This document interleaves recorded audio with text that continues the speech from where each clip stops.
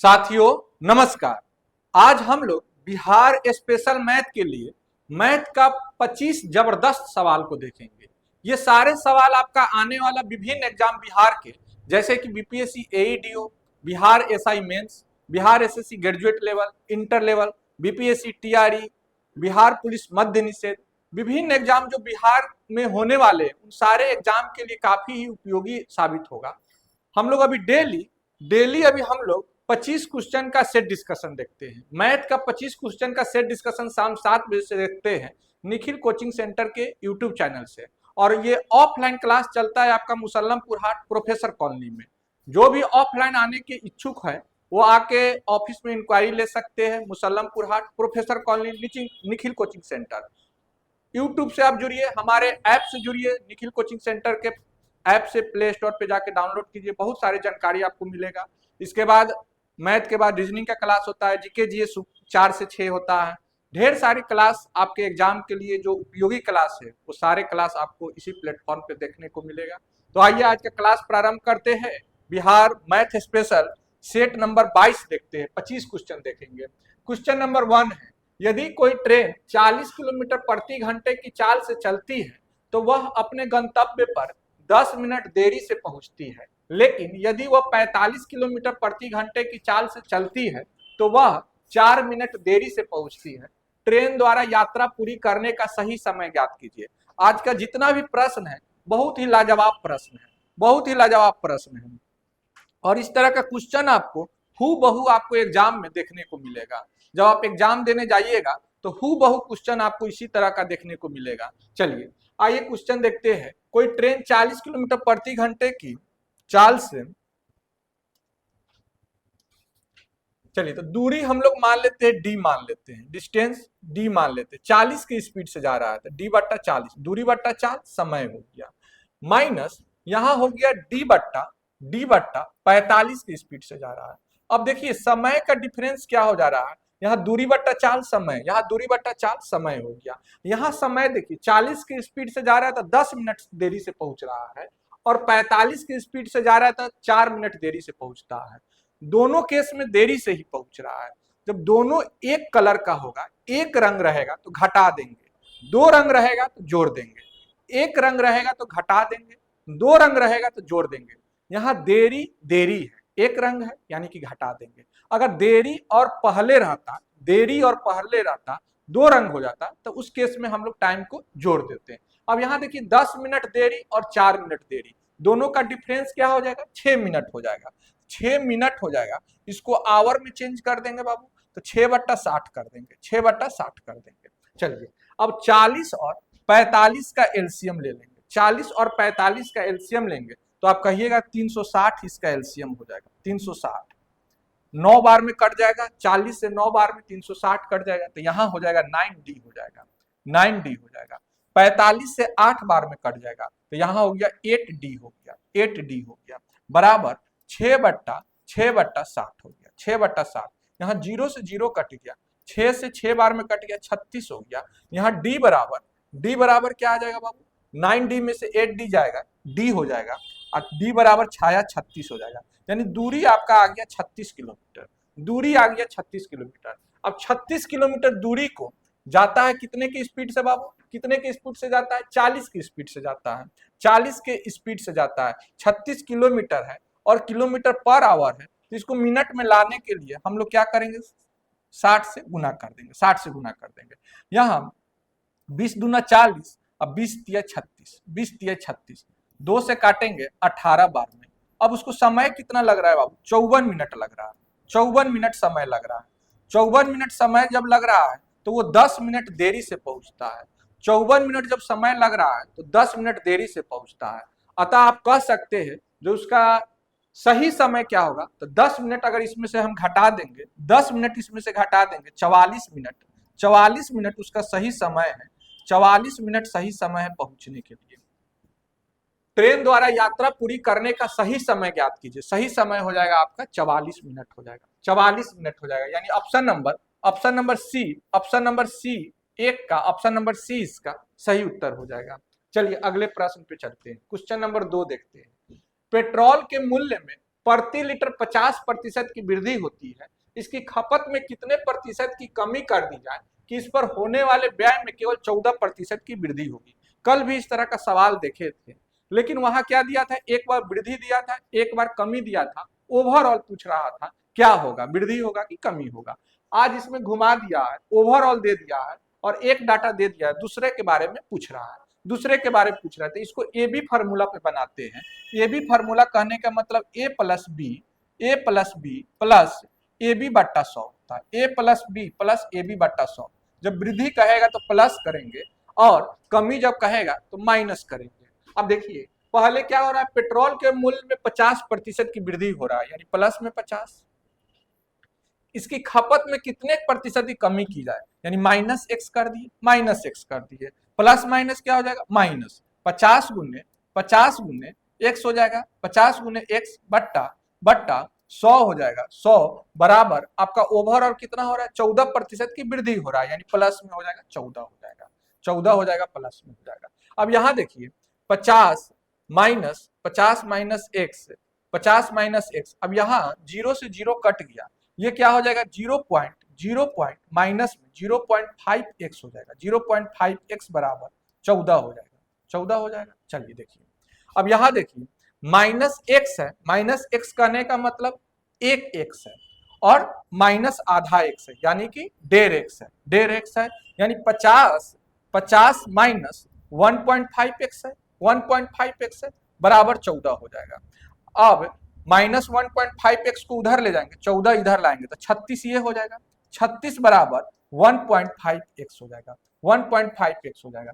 तो x बराबर क्या हो जाएगा बाबू, x बराबर 36 बट्टा 1.5 होगा। अब पॉइंट हटाएंगे तो यहाँ 10 आ जाएगा। अब 5 तिये 15, 5 दूनी 10, 12 तिये 36, x का वैल्यू क्या आ जाएगा, x का वैल्यू आपका 24 आ गया, x का वैल्यू आपका 24 आ जाएगा, 24%। यानी कमी कितना हो जाएगा बाबू, 24%, 24% कमी करेंगे तब जाके व्यय में केवल 14% की वृद्धि होगा, 24% हो जाएगा। ऑप्शन नंबर ए इसका सही उत्तर हो जाएगा। चलिए अगले प्रश्न पे चलते हैं। रवि कुल कार्य का 1/4 कार्य 15 दिनों में पूरा कर सकता है। छवि कुल कार्य का 1/3 कार्य 18 दिनों में पूरा कर सकती है। धनी कुल कार्य का आधा कार्य 24 दिनों में पूरा कर सकती है। रवि, छवि और धनी साथ मिलकर कार्य का 3/4 कार्य कितने समय में पूरा कर सकते हैं। बहुत ही प्यारा प्रश्न है टाइम एंड वर्क का। चलिए आइए देखते हैं। यहाँ एक कॉन्सेप्ट जानिए, फिनिश बराबर इक्वल। अगर 1/3 काम 12 दिन में करता है, 1/3 काम अगर पूछेगा आपसे 12 दिन में करता है, टोटल काम 1/3 बराबर 12 कर देंगे, 1 बराबर आपका 36 आ गया, 1 बराबर 36 आ गया। अब चलिए देखिए रवि 1/4 कार्य कितना दिनों में करता है बाबू, 15 दिनों में। तो टोटल काम कितना दिनों में हो जाएगा, 15 चौका 60 हो जाएगा, 15 चौका 60 हो जाएगा। ठीक है बाबू। छवि CH कर देते हैं। छवि कुल कार्य का 1/3 कार्य 18 दिनों में करता है, तो टोटल काम कितना दिनों में हो जाएगा, 54 दिनों में हो जाएगा, 54 दिनों में हो जाएगा। और उसके बाद धनी DH, धनी कार्य का आधा, कुल कार्य का आधा कार्य यानी 1/2 कार्य 24 दिनों में करता है, 24 दिनों में करता है। टोटल कार्य कितना हो जाएगा, 48 हो जाएगा, 48 आ जाएगा, 48 आ जाएगा। यहाँ क्या किए कि फिनिश बराबर इक्वल कंसेप्ट का यूज किए हैं। फिनिश बराबर इक्वल कहने का मतलब है कि अगर 1/3 कार्य अगर पूछेगा कि राम 1/3 कार्य 12 दिनों में करता है, तो राम टोटल काम कितना दिनों में करेगा, तो 12 तिहाई 36 हो जाएगा।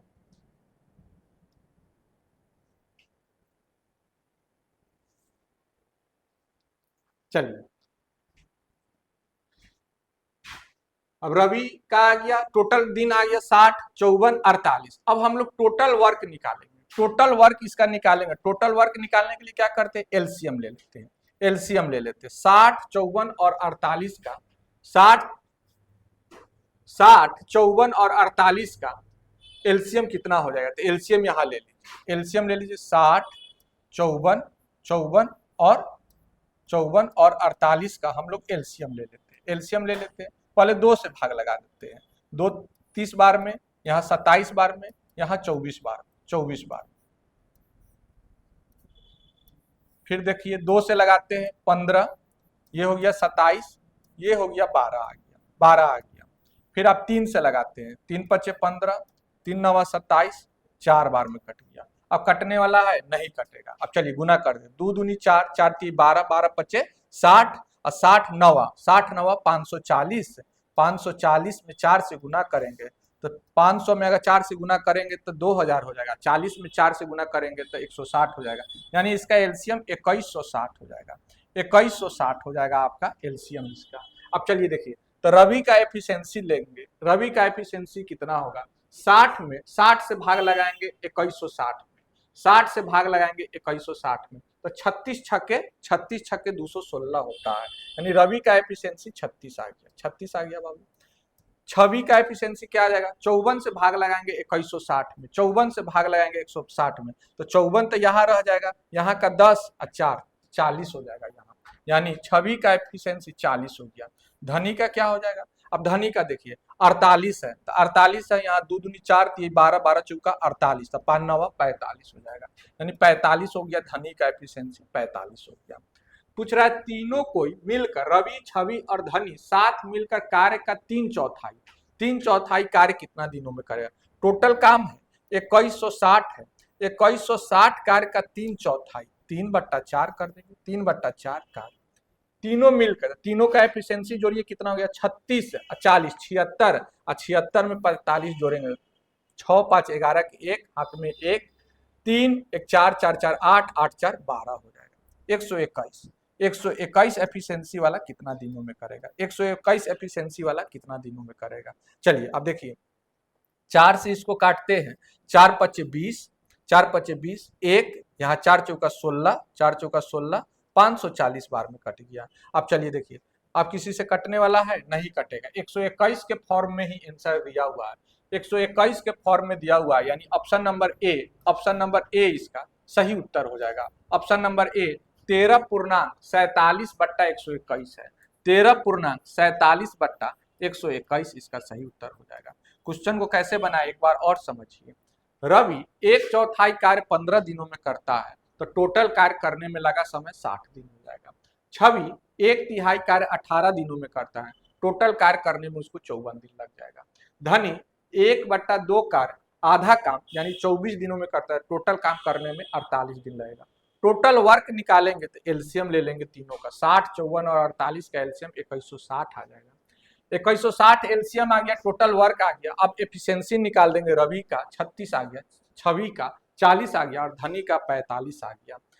अब क्या किए, 2160 का 3/4, 2160 का 3/4 कार्य तीनों मिलकर कितना दिनों में करेगा। तीनों का एफिशिएंसी 121 से 121 से भाग लगा दिए, 121 वाला एक ही आंसर दिया हुआ है, option number A, option number A इसका सही उत्तर हो जाएगा 3 का।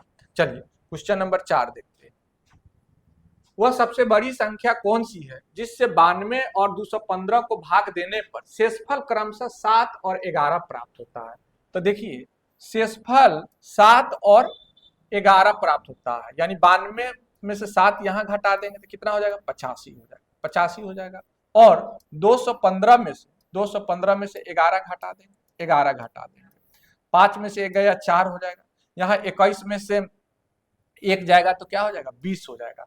अब देखिए ये दोनों का एचसीएफ ले लीजिए, एचसीएफ ले लीजिए, सबसे बड़ी संख्या कह रहा है तो एचसीएफ ऑफ 85 और 204 का, 85 को तोड़ेंगे तो कितना में 17 गुने 5 में हो जाएगा, 17 गुने 5 में टूटेगा।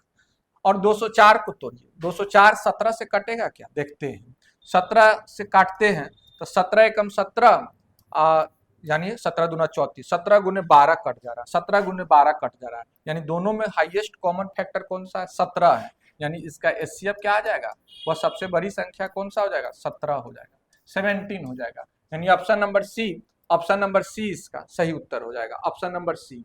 चलिए अगले प्रश्न पे चलते हैं। आइए, एक अर्धगोलाकार कटोरे की त्रिज्या 3.5 सेंटीमीटर है, इसे अंदर और बाहर दोनों तरफ से पेंट किया जाना है, 15 रुपया प्रति 10 सेंटीमीटर स्क्वायर की दर से इसे पेंट करने की लागत ज्ञात कीजिए, लागत ज्ञात कीजिए। अब देखिए अर्धगोला का बाहरी सतह और भीतरी सतह को हम लोग को पेंट करना है, तो इसके लिए कौन सा फॉर्मूला यूज करेंगे, अर्धगोला का वक्र पृष्ठीय क्षेत्रफल यूज करेंगे। अर्धगोला का वक्र पृष्ठीय क्षेत्रफल क्या होता है? 2πr² होता है। अर्धगोला का वक्र पृष्ठीय क्षेत्रफल 2πr² होता है। 2 पाई का मान कितना होगा? 22/7 यहाँ रखना है, 22/7 रख देना। 2 गुने 22/7 इंटू 3.5, त्रिज्या दिया हुआ 3.5 इंटू 3.5 हो जाएगा, 2πr² होता है। अब यहाँ पॉइंट हटाइए तो यहाँ एक जीरो आ गया, फिर ये भी पॉइंट हटाइए तो एक जीरो यहाँ आ गया। चलिए 7 × 5 = 35। अब 5 2 10, 5 दूना 10, 10 से 10 कट गया। अब यहाँ देखिए 7 × 5 = 35, 7 × 5 = 35, 5 दूनी 10, 2 से काटेंगे तो 11 बार में कट गया। वक्र पृष्ठीय क्षेत्रफल आ गया 77 आ गया। तो एक तरफ का यानी बाहरी या भीतरी आ गया 77, तो दोनों तरफ का मिला के क्या हो जाएगा? 2 × 77। कुल कितना आ जाएगा? 2 × 77 आ जाएगा। बाहरी और भीतरी मिला के 2 × 77 आ जाएगा। क्या खर्च है? 15 रुपये प्रति 10 सेंटीमीटर²। तो 15/10 कर देंगे, 15/10 कर देंगे। पर सेंटीमीटर² निकालने के लिए 15/10 कर देंगे। अब चलिए देखिए, 5 आई 15, 5 दूनी 10, 2 से 2 कट गया। 77 में 3 से गुना कीजिए, 7 × 3 = 21 के एक हाथ में 2, 7 × 3 = 21, 2 23 हो गया, 23 हो गया। 231 रुपये आ जाएगा, 231 रुपये आ जाएगा। Option number C, option number C, 5 का ऑप्शन नंबर सी सही उत्तर हो जाएगा। चलिए अगले प्रश्न पे चलते हैं। क्वेश्चन नंबर 6 देखिए, महेश, राम और अनवर का औसत वजन 46 है। महेश, राम और अनवर का औसत वजन 46 है, तो कुल कितना हो जाएगा? 3 × 46 करेंगे, 3 × 46 करेंगे।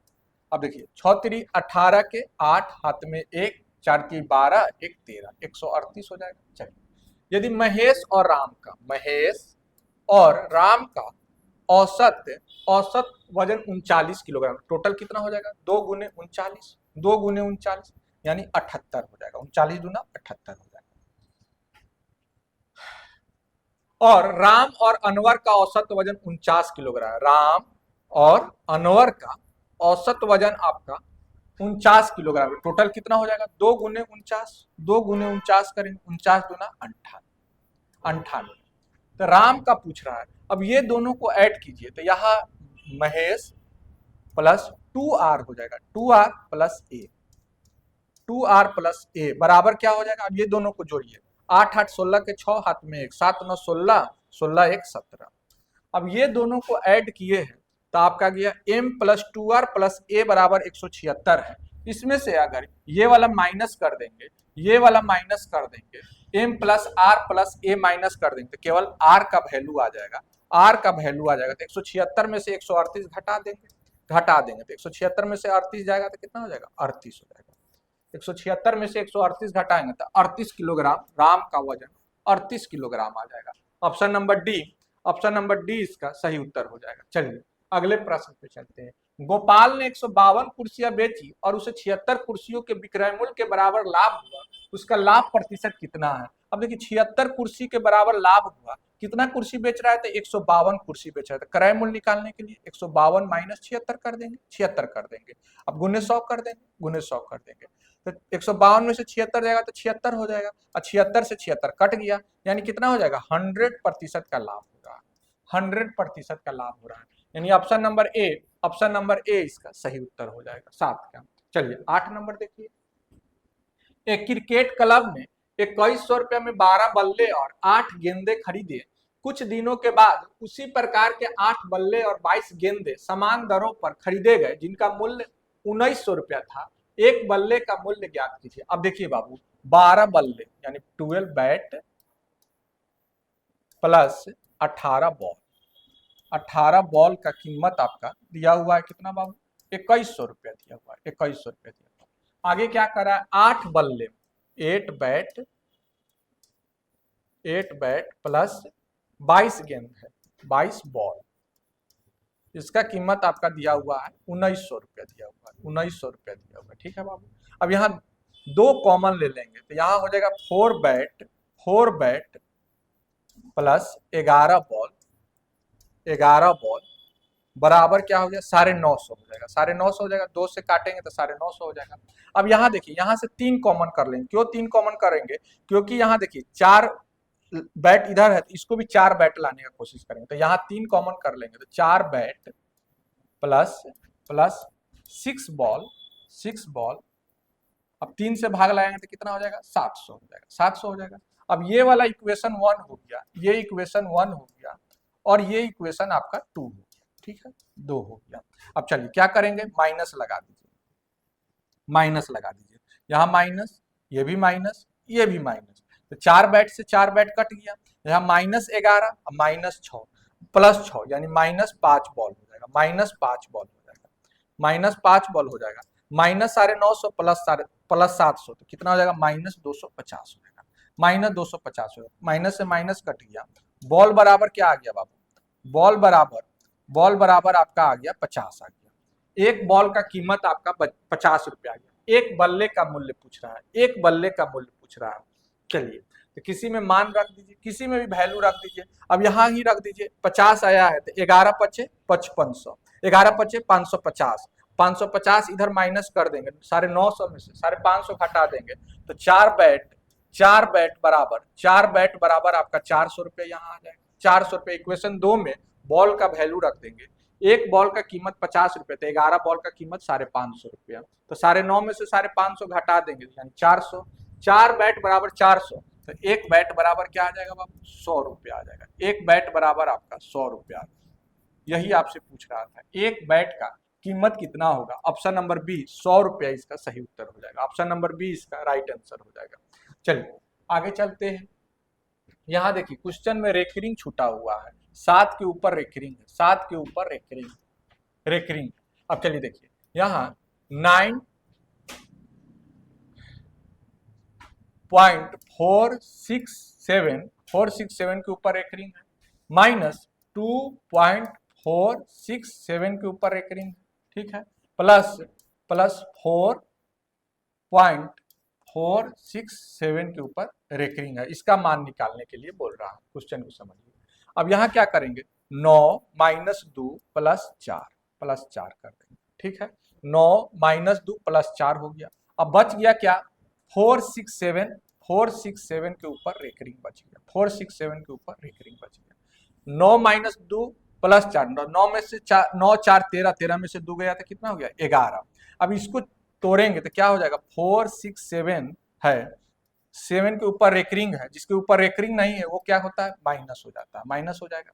नीचे क्या हो जाएगा, जिसके ऊपर रेकरिंग है 9 और जिसके ऊपर रेकरिंग नहीं है उतना 0, 2 0 कर देंगे। अब चलिए देखिए 467 में से 46 घटाइए, तो 7 में से 6 गया 1 हो जाएगा, 46 में से 4 जाएगा तो 42 हो जाएगा, 42 हो गया, 421 हो गया, बट्टा 9, 900 है, 900 हो गया, 11 पूर्णांक, 11 आगे रहेगा, 11 हो गया।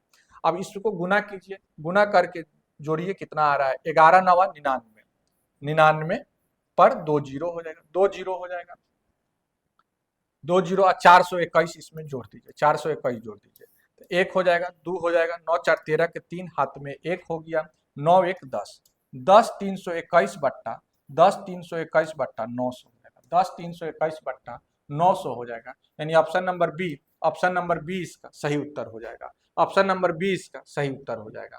चलिए बिहार में आपको रेकरिंग का सवाल निश्चित तौर पे देखने को मिलेगा।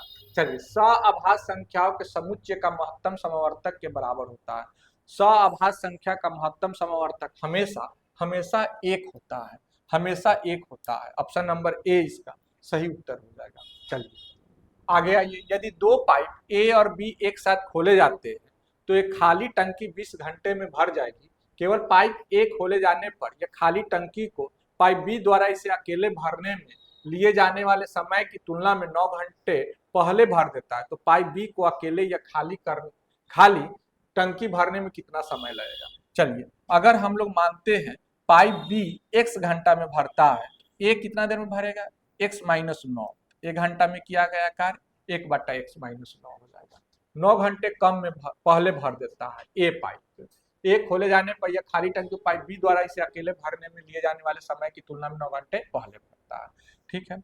चलिए प्लस क्या करेंगे, 1/x कर देंगे, 1/x कर देंगे बराबर 1/20 हो जाएगा, दोनों का मिलकर कार्य 1/20 हो जाएगा। चलिए अब देखिए यहाँ क्या करेंगे आप, या तो ऑप्शन से भी उठा के डायरेक्ट रख सकते हैं, ऑप्शन से भी चेक कर सकते हैं, ऑप्शन से भी चेक कर सकते हैं। ऑप्शन देखिए, ऐसा ऑप्शन रखिए कि 45 रखने से आपका ये कटेगा, लेकिन ऐसे आप इक्वेशन के रूप में भी बना सकते हैं। पहले ऑप्शन से एक बार ट्राई करते हैं। एक्स के जगह 45 रखते हैं तो 45 माइनस 9 यानी 1/36 हो गया, 1/36 आ गया, प्लस 1/45 आ गया, 1/45 आ गया। अब दोनों का एलसीएम करेंगे, 36 45 का एलसीएम आप कहिएगा 180 आ जाएगा, 180 आ जाएगा।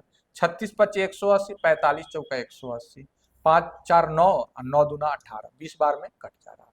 तो ऑप्शन से आप इस तरह बना सकते हैं, ऑप्शन से।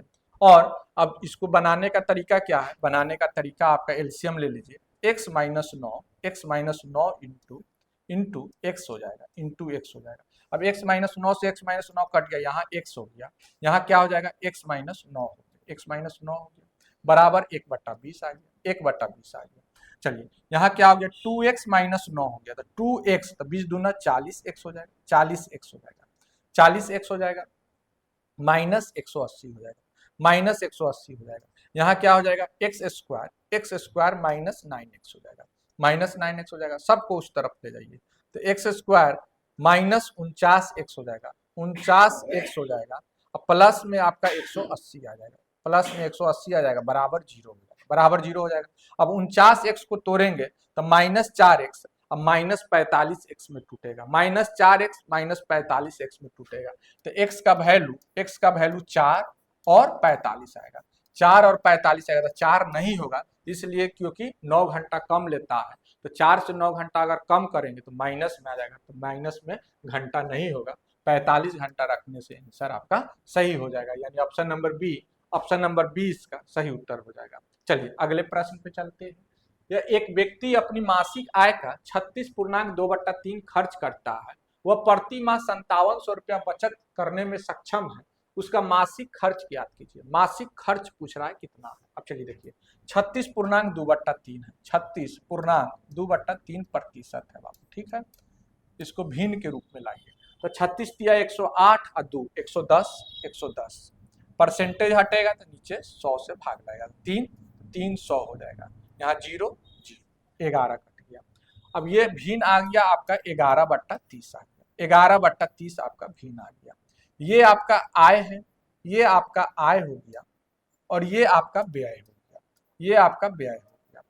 आय 30 रुपया, अब व्यय आपका 11 रुपया, तो बचत कितना हो जाएगा, 19 हो जाएगा।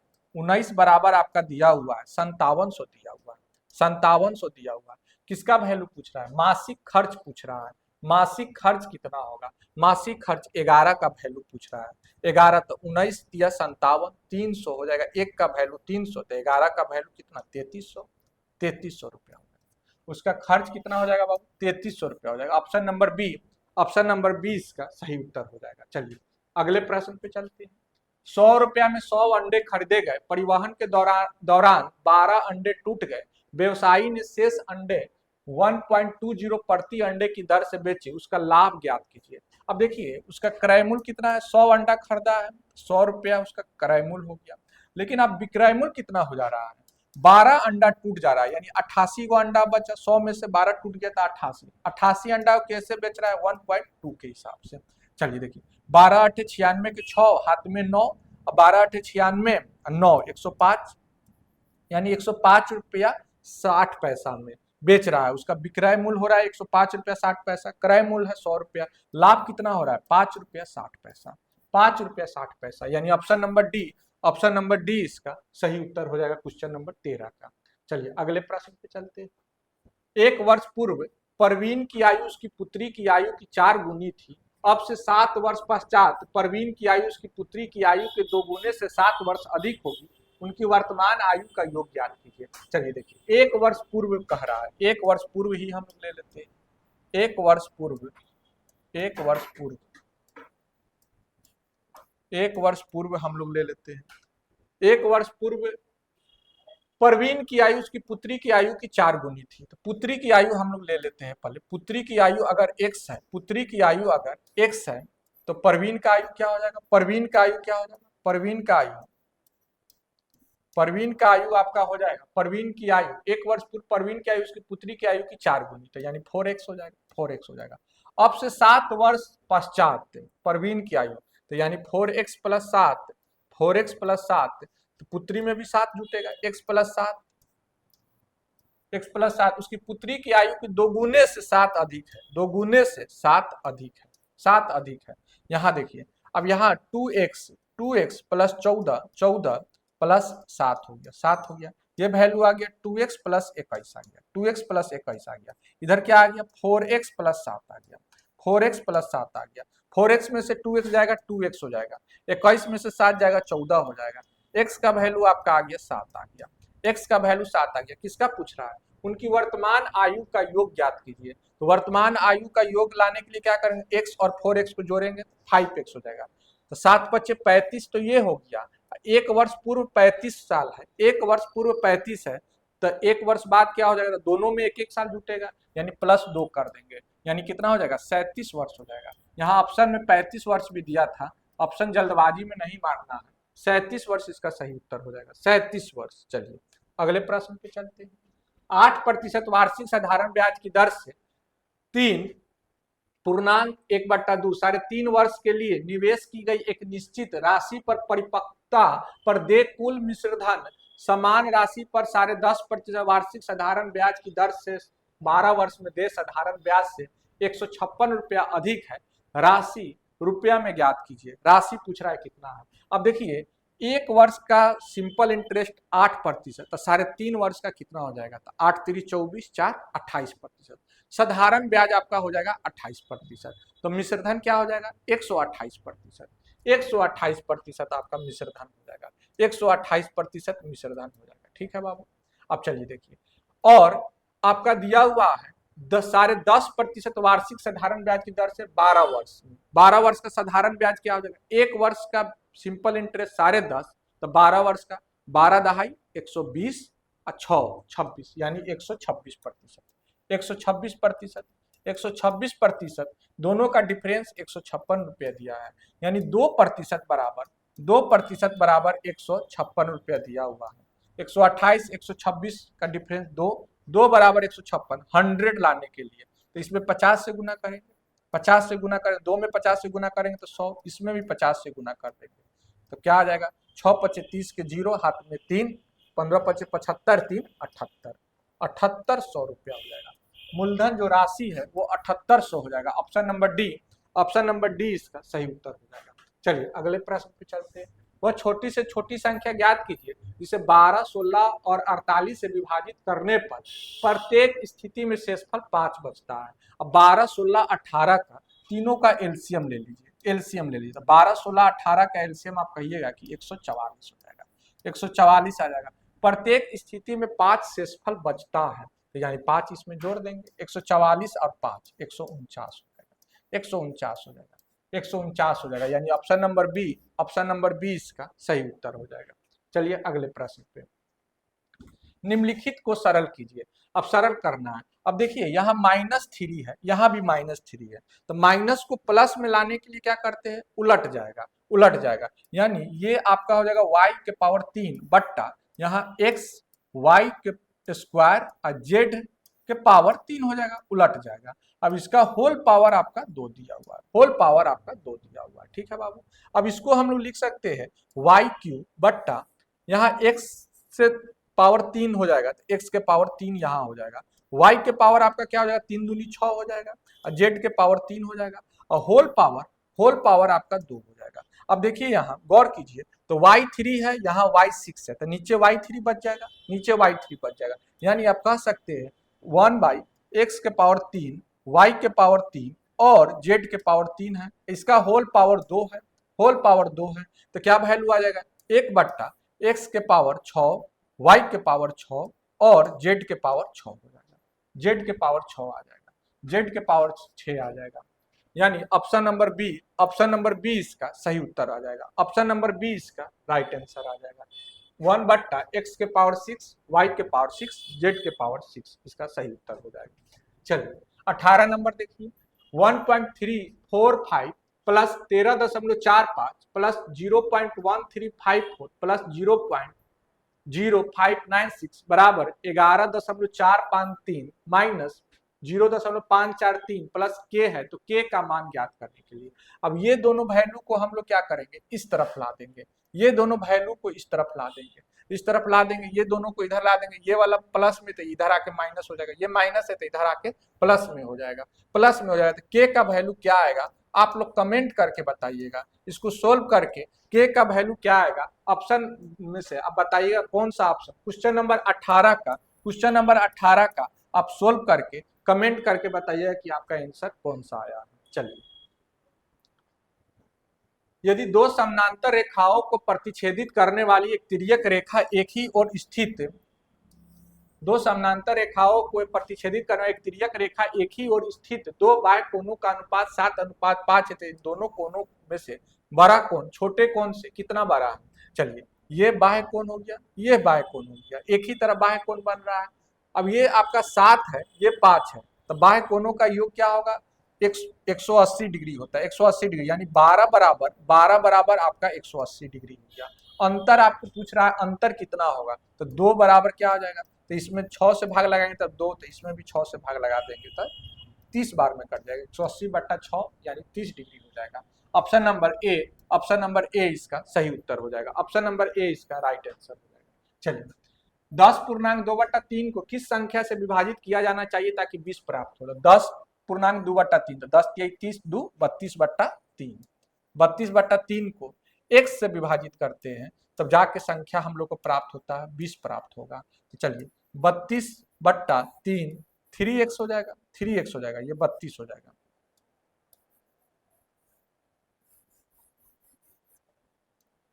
32/3x, 3x बराबर 20 हो जाएगा, 20 हो जाएगा। अब चलिए देखिए, 5 चौका 20, 8 चौका 32, 8 चौका 32 हो गया। अब चलिए देखिए, यहाँ 8x बराबर क्या हो जाएगा 8/15 हो जाएगा, 8/15 हो जाएगा x का वैल्यू, x का वैल्यू 8/15 हो जाएगा, यानी ऑप्शन नंबर सी इसका सही उत्तर हो जाएगा। चलिए आगे चलते हैं। लाल, हरे और गुलाबी टोकन वाले बैग में लाल रंग के टोकनों का हरे टोकनों के साथ अनुपात 5:12 है, जबकि गुलाबी टोकनों का लाल टोकनों के साथ 7:15 का अनुपात था। हरे टोकनों का गुलाबी टोकनों के साथ क्या अनुपात है। चलिए, अच्छा प्रश्न है। चलिए, लाल रंग के टोकनों का हरे रंग के टोकनों के साथ आर और रेड और ग्रीन का दिया हुआ अनुपात 5:12 दिया हुआ, 5:12 दिया हुआ। ठीक है, आगे कह रहा है जबकि गुलाबी टोकनों का लाल टोकनों के साथ, गुलाबी यहां हम लोग कर देते हैं पिंक, गुलाबी टोकनों का लाल टोकनों के साथ 7:15 के अनुपात में दिया, 7:15 के थे। कैसे बनाते हैं, 5 इधर खाली है तो इधर 5 लिख देंगे, ये 15 इधर हो जाएगा। ठीक है, अब अनुपात लिखिए, 5 7 35, 15 5 75, 12 डेरे 18, 180 हो गया, 180 हो गया। किसका किसका पूछ रहा है, हरे टोकनों का गुलाबी टोकनों से क्या अनुपात है, तो 180 अनुपात 35, तो 180 को काटेंगे तो 36 बार में, ये हो गया 7 बार में, 5 से काटेंगे 36:7 हो जाएगा, 36:7 हो जाएगा, यानी ऑप्शन नंबर बी इसका सही उत्तर हो जाएगा, ऑप्शन नंबर बी। चलिए आगे चलते हैं। -5/6 प्राप्त करने के लिए -5/9 में क्या जोड़ा जाना चाहिए, तो -5/9 में क्या जोड़ा जाना चाहिए, तो +x जोड़ा जाना चाहिए कि -5/6 प्राप्त हो जाए। अब चलिए, x बराबर क्या हो जाएगा, -5/6, ये माइनस है इधर आके क्या हो जाएगा प्लस हो जाएगा, 5/9 हो जाएगा। चलिए, 6 9 का एलसीएम लेंगे तो 18 हो जाएगा, 6 3 18 तो -15, या 9 दूनी 18 तो +10 यानी क्या हो जाएगा -5/18 हो जाएगा। x का वैल्यू क्या हो जाएगा -5/18, यानी ऑप्शन नंबर ए इसका सही उत्तर हो जाएगा। चलिए अगले प्रश्न पे चलते हैं। 5 वर्षों के लिए प्रति वर्ष साधारण ब्याज 9% की दर से x को निवेश करने पर उतना ही ब्याज मिलता है जितना कि 8 वर्षों के लिए प्रति वर्ष साधारण ब्याज 6.25 की दर से y को निवेश करने पर मिलता है। x अनुपात y ज्ञात कीजिए, x अनुपात y ज्ञात कीजिए। 5 वर्षों के लिए कितना 9% की दर, 1 साल में 9%, 5 साल में 45%, 45x हो जाएगा, 45x उतना ही मिलता है, दोनों बराबर है।